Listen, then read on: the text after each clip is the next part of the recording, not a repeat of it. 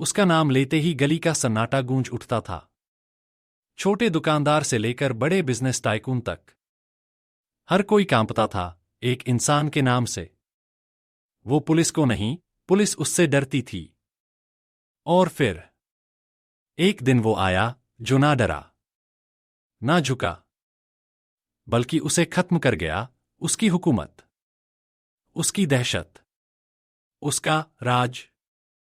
कहानी की शुरुआत शहर का नाम था नवरंगपुर। बड़ा शहर था, मेट्रो नहीं, लेकिन तेजी से मेट्रो बनने की राह पर था। लेकिन विकास की इस दौड़ में एक नाम ऐसा था जो हर रफ्तार को रोक देता था। राजा भैया, यही नाम था उसका। पूरा शहर जानता था कि राजा भैया कौन है, लेकिन कोई भी उसकी आंखों में आंख डालकर बात करने की हिम्मत नहीं करता था। उसका इलाका पूर्वी बस्ती शहर के बीचों बीच था। हर काम वहीं से चलता था, ठेके, वसूली, ड्रग्स, लड़कियों की तस्करी, फर्जी लाइसेंस, जमीन कब्जा और मौत के सौदे। राजा भैया का एक उसूल था, जो झुका, बच गया, जो उठा, मिट गया। गली की दुकान से लेकर मॉल तक। वो दूध वाला जो सुबह 5 बजे साइकिल से निकलता था, उसके रास्ते में अगर राजा भैया की गाड़ी आ जाए तो वो दूध गिरा देता, लेकिन रास्ता नहीं काटता। वो कॉलेज की लड़की जिसे हर दिन एक काली एसयूवी घूरती थी, वो चुपचाप रूट बदल लेती, लेकिन आवाज नहीं उठाती। और वो छोटा रेडी वाला जो फुटपाथ पर 100 रुपए कमाता था, हर हफ्ते राजा भैया के गुंडों को 50 रुपए देता था। क्यों? क्योंकि इस शहर में कानून किताबों में था। हकीकत में राजा भैया का कानून चलता था। लेकिन तब एक सरकारी ऑर्डर आया, आईपीएस अधिकारी आर्या प्रधान का ट्रांसफर नवरंगपुर के एसपी पद पर किया जाता है। शहर को इस नाम से कोई फर्क नहीं पड़ा, क्योंकि यहां हर महीने कोई न कोई ऑफिसर आता, राजा भैया से मिलता और फिर समझौतों में खो जाता। लेकिन इस बार कुछ बदला था। आर्या प्रधान जब पहली बार ऑफिस पहुंची, वो अकेली नहीं थी। वो अपने साथ एक फाइल लाई थी। उस फाइल में 27 केस थे, सभी राजा भैया से जुड़े हुए। और ये सिर्फ शुरुआत थी। ऑफिस का पहला दिन था। आर्या प्रधान अपने कड़क और शांत चेहरे के साथ एसपी ऑफिस में दाखिल हुईं। उनके कंधों पर 3 स्टार चमक रहे थे और आंखों में सवालों की आग थी। ये शहर डर से जकड़ा हुआ क्यों है? ये पहला सवाल था जो उन्होंने ऑफिस में दाखिल होते ही पूछा। एएसपी, सीआईडी अधिकारी सभी एक दूसरे का मुंह देखने लगे। किसी के पास जवाब नहीं था, या शायद किसी में जवाब देने की हिम्मत नहीं थी। आर्या ने कहा, 27 केस हैं राजा भैया पर, लेकिन एक भी कोर्ट में चालान नहीं गया। एफआईआर तक दबा दी जाती है। मुझे नहीं पता कि तुम सब किसके डर से चुप हो, लेकिन मैं डर के लिए नहीं, सिस्टम के लिए लड़ने आई हूं। उसके बाद उन्होंने एक बंद कमरा बुलाया। सिर्फ 3 लोग, एक सस्पेंडेड ईमानदार सब इंस्पेक्टर सुभाष यादव, 2 एक महिला कांस्टेबल रेखा सिंह जो खुद राजा भैया के खिलाफ शिकायत कर चुकी थी, 3 और तीसरे एक सिविल वकील जो अब तक चुपचाप केस लड़ता रहा था, हारता रहा था, लेकिन हार मानता नहीं था। राजा भैया की दुनिया, वहीं दूसरी तरफ राजा भैया के महल जैसे फार्म हाउस में उस दिन की रात कुछ खास थी। वो अपने गुर्गों के साथ बैठा था, शराब, शोर और उसकी हुकूमत का घमंड। एक और एसपी आया है, किसी ने कहा। राजा भैया हंसा, आएंगे, जाएंगे, और जब जाएंगे तो मेरे जूतों में दम छोड़कर जाएंगे। लेकिन उसे नहीं पता था, इस बार जो आया है वो अपने साथ डर नहीं, ईमानदारी की जिद लेकर आया है। पहली टक्कर तीसरे ही दिन रात 9 बजे एक बच्ची के अपहरण की खबर मिली। पुलिस स्टेशन के फोन खामोश रहे, क्योंकि अपहरणकर्ता था राजा भैया का भांजा गोलू। लेकिन आर्या को जैसे ही ये खबर मिली, वो सीधे गाड़ी उठाकर पहुंची उस इलाके में जहां बाकी पुलिस वालों ने जाने से मना कर दिया था। आर्या गई, और उसी रात एक धमाका हुआ। सड़क पर सन्नाटा। राजा भैया के फार्म हाउस के बाहर काले शीशों वाली जीप रुकी। दरवाजा खुला और आईपीएस आर्या उतरी। भीतर जाने से पहले उन्होंने सिर्फ इतना कहा, बच्ची वापस दो, नहीं तो सुबह अखबार तुम्हारा चेहरा छापेगा, लेकिन पहचानने लायक नहीं रहेगा। राजा भैया पहली बार चुप हुआ। उसकी आंखों में वो गुर्राहट नहीं थी, वो भ्रम टूटने जैसा था। बच्ची वापस मिली, सही सलामत। लेकिन शहर में चर्चा फैल चुकी थी, वो औरत राजा भैया के घर से जिंदा लौट आई है। और यही था आगाज उस टकराव का, जिसने पूरे शहर को जगा दिया। राजा भैया का एक चेहरा था जिससे आम लोग डरते थे, लेकिन उसका दूसरा चेहरा और भी खतरनाक था, वो जो वर्दी में छिपा था। आईपीएस आर्या जान चुकी थीं कि अकेले गुंडों से लड़ना काफी नहीं, अगर शहर की कानून व्यवस्था को सच में बदलना है तो उन्हें उस जड़ तक जाना होगा जहां से राजा भैया को सत्ता मिलती है, सिस्टम के भीतर बैठे उसके अपने लोग। रात के 2 बजे आर्या का ऑपरेशन शुरू हुआ। Closed meeting. केवल 3 अधिकारी। एक पुरानी केस फाइल निकाली गई जिसमें 2005 में एक कांस्टेबल की रहस्यमयी मौत दर्ज थी। वो कांस्टेबल राजा भैया के खिलाफ सबूत इकट्ठा कर रहा था, लेकिन एक एक्सीडेंट में मारा गया। आर्या ने सवाल उठाया, अगर वो एक्सीडेंट था तो उसकी फाइल क्यों गायब है? अगले दिन उन्होंने सीबीआई के पुराने रिटायर्ड अफसर विनोद शुक्ला से मुलाकात की, जो पहले भी नवरंगपुर में तैनात थे, लेकिन एक रात अचानक ट्रांसफर कर दिए गए थे। विनोद शुक्ला ने एक नाम दिया, डीसीपी प्रदीप मेहरा। राजा भैया का सबसे बड़ा मोहरा। हर अवैध धंधे का हिस्सा सीधे उसके ऑफिस में पहुंचता है। आर्या ने जाल बिछाया। एक नकली ऑपरेशन रखा गया जिसमें एक फर्जी फायरिंग का अलर्ट भेजा गया। सभी अधिकारी अलर्ट पर आ गए। और डीसीपी प्रदीप, वो गायब था, क्योंकि उसी समय वो राजा भैया के फार्म हाउस में बैठा डील साइन कर रहा था। गुप्त कैमरे, रिकॉर्डिंग और एक व्हाट्सएप चैट लीकेज। आर्या ने सबूत इकट्ठा किए और उसी रात पूरे शहर के सामने एक प्रेस कॉन्फ्रेंस की। वर्दी में बैठे गुनहगारों की लिस्ट पढ़ी गई। ये सिर्फ गुंडे नहीं, ये वो लोग हैं जो देश का सिस्टम खा रहे हैं। राजा भैया के सबसे ताकतवर सहयोगी को सस्पेंड कर दिया गया। शहर में पहली बार लगा, डरने वालों से ज्यादा बोलने वाले भी हैं। पर राजा भैया अब चुप नहीं था। उसने अपने खास आदमी को बुलाया, रंजीत उर्फ बबर। बबर ने कसम खाई, अब की बार वो औरत नहीं, उसकी लाश शहर छोड़ेगी। अगले दिन आईपीएस आर्या की गाड़ी में धमाका हुआ। लेकिन वो गाड़ी उनकी नहीं थी, वो तो उनका ड्राइवर लेकर गया था। ड्राइवर घायल हुआ, लेकिन जिंदा बचा। आर्या समझ चुकी थीं, अब ये लड़ाई निजी हो गई है।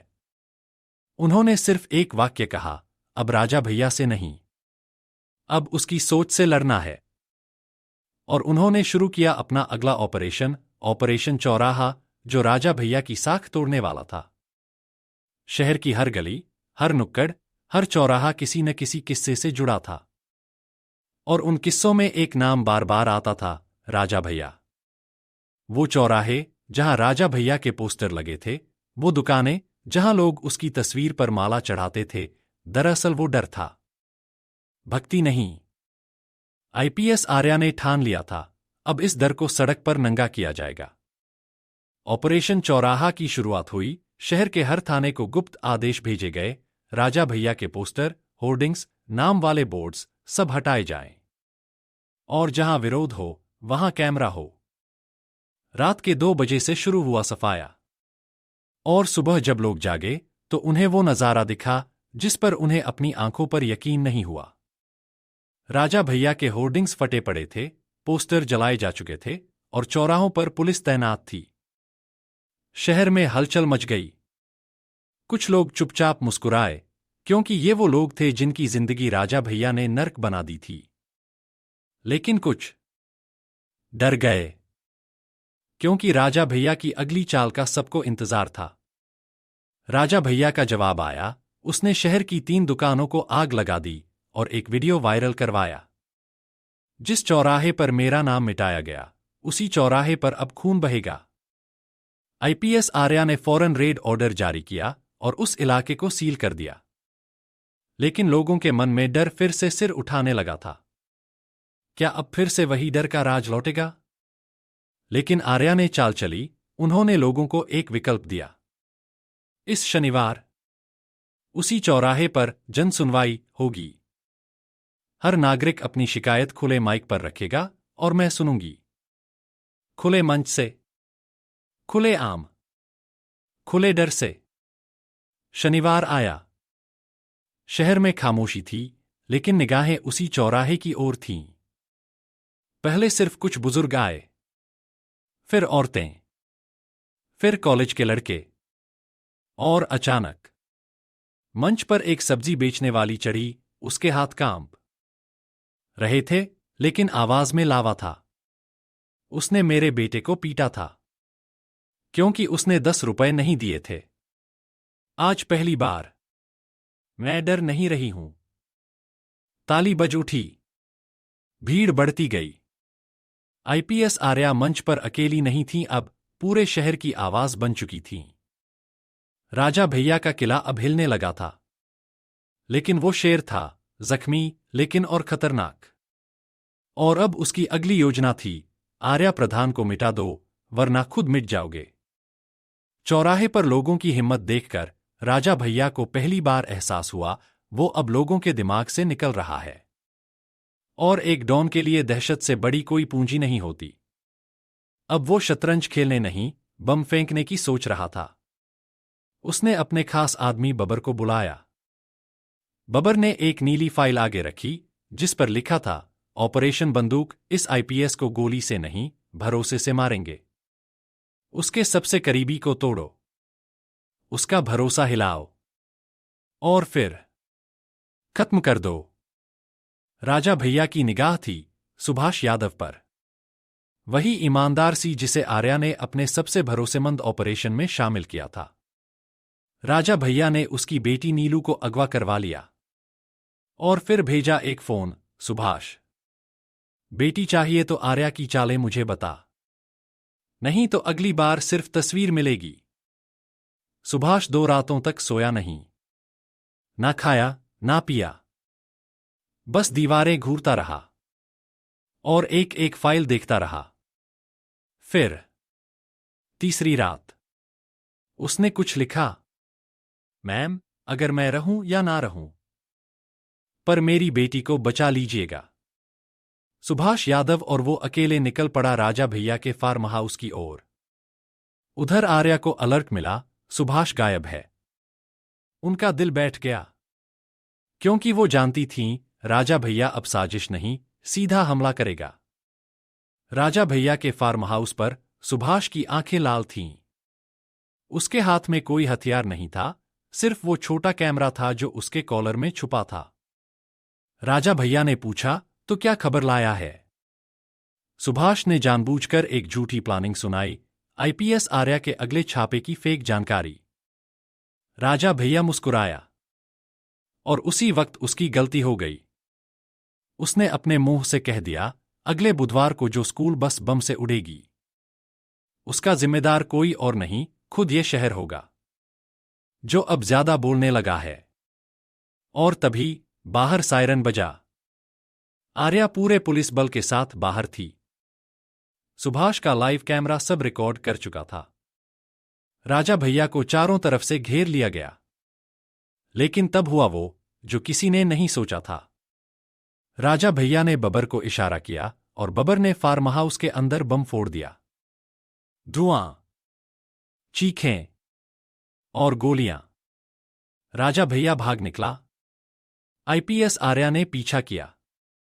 एक सुनसान रेलवे अंडरपास पर दोनों आमने सामने थे। और तब राजा भैया ने कहा, तेरी जंग सिर्फ मुझसे नहीं है।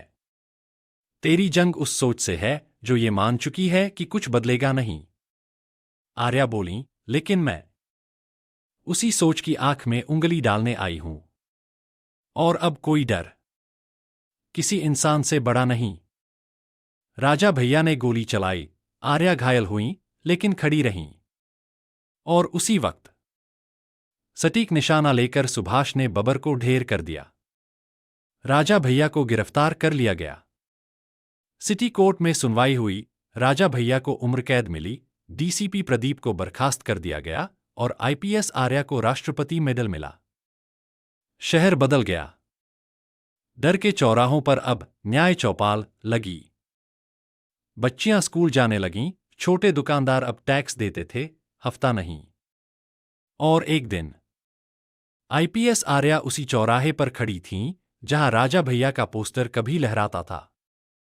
अब वहां एक स्लोगन था, यहां डर नहीं, अधिकार बोला जाता है। और अंत में एक सवाल तुमसे, क्या तुम्हारे शहर में भी कोई राजा भैया है? और अगर है तो क्या तुम भी आवाज उठाने को तैयार हो? अगर हां तो इस कहानी को सिर्फ पढ़ो मत, किसी के लिए प्रेरणा भी बनो। स्टोरी विद आनंद पर हम आपके लिए लाते हैं सच्ची कहानियां दिल से। अगर आप भी जीवन के संघर्ष, प्रेरणा और भावनाओं से जुड़ी कहानियां सुनना चाहते हैं तो हमारे चैनल को सब्सक्राइब करें और बेल आइकन दबाना न भूलें। जय हिंद।